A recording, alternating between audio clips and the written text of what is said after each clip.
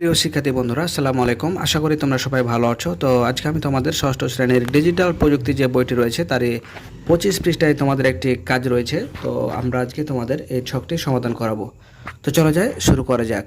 তো তার আগে একটা কথা বলে রাখি, আমরা তোমাদের ক্লাস 1 থেকে শুরু করে ক্লাস 10 পর্যন্ত সকল শ্রেণীর সকল সমাধান আমরা অলরেডি আপলোড দিয়ে ফেলেছি। তোমরা চাইলে সেই ভিডিওগুলো দেখে আসতে পারো আমাদের চ্যানেলের প্লেলিস্ট থেকে। তো এখানে তোমরা ছকটিতে দেখতে পাচ্ছ যে উপরে তারা হেডলাইনে বলে দিয়েছে যে আমরা নিশ্চয় শিক্ষকের নির্দেশনা মেনে প্রতিবেদনটি খাতায় লিখেছি।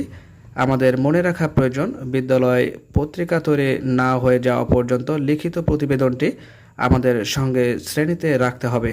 সবসময় আমাদের তৈরি প্রতিবেদনের শিরোনামটি নিচের ছকে লিখি। তো তারা এখানে একটি শিরোনামের কথা বলছে, যে প্রতিবেদন যেটা করব সেটার শিরোনামের কথা বলছে আর কি। তো আমরা এখানে শিরোনাম হিসেবে ব্যবহার করতে পারি যে বিদ্যালয়ে আমার প্রথম কম্পিউটার। তো বিদ্যালয়ে আমাদের প্রথম কম্পিউটার হিসেবে আমরা শিরোনামটি দেব আর কি। তোমরা সুন্দর করে লিখে দিবে, ঠিক যেভাবে করে লেখা থাকবে। এরপরে আমরা দেখতে পাবো যে তারা কিছু কথা লিখেছে, আমরা এটা পড়ে নেব। এরপর তারা আরেকটি ছক দিয়েছে। তো ছকের নিচে দেখতে পাচ্ছ লেখা রয়েছে যে আমার সহপাঠী। তো এই যে বৃত্তের যে ফাঁকা জায়গাটি আছে, এখানে তোমরা ইচ্ছা করলে তোমার একজন বন্ধু বান্ধবের তোমরা ছবি সরাসরি সেখানে বসিয়ে দিতে পারো, অথবা তোমরা চিত্র এঁকে একটি ছবি সেখানে আঁকতে পারো।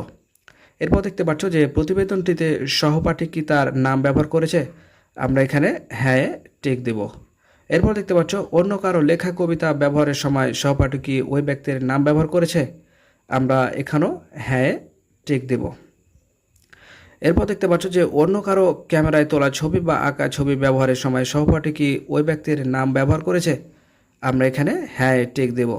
এরপর আমরা দেখতে পাচ্ছি যে অন্য কারো কাছ থেকে প্রাপ্ত তথ্য ব্যবহারের সময় সহপাঠী কি ব্যক্তির বা প্রতিষ্ঠানের নাম ব্যবহার করছে, আমরা এখানেও হ্যাঁ ব্যবহার করব। তো প্রিয় শিক্ষার্থী, এই ছিল আজকের মতো। দেখা হবে পরবর্তীতে নতুন গুরুত্বপূর্ণ ভিডিওতে। সে পর্যন্ত আল্লাহ হাফেজ।